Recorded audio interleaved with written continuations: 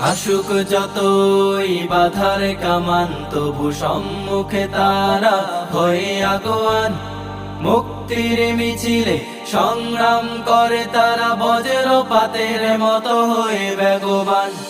রাতে কিবা প্রহরে সয়ে যায় কাতরে, রাতে কিবা প্রহরে সয়ে যায় কাতরে, যতই গ্লানি অমানবিক।